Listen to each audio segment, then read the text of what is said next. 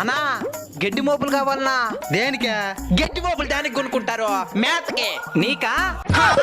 నాకు కాదు, గేదెలకి. ఓ మీ బంధువులకా?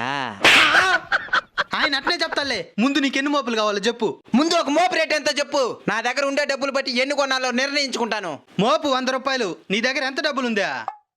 5,000 దాకా ఉండొచ్చు. మరి ఇంకేమే, 5,000కి ఎన్ని మోపులు వస్తాయి లెక్క పెట్టుకో. ఒక మోపు 100 రూపాయలంటే 5,000కి 20 మోపులు వస్తాయి.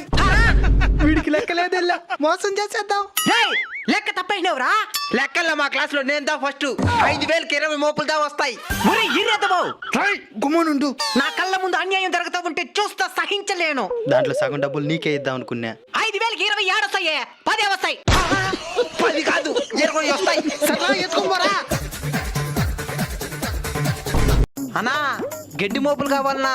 దేనికే? గడ్డి మోపులు దానికి కొనుక్కుంటారు.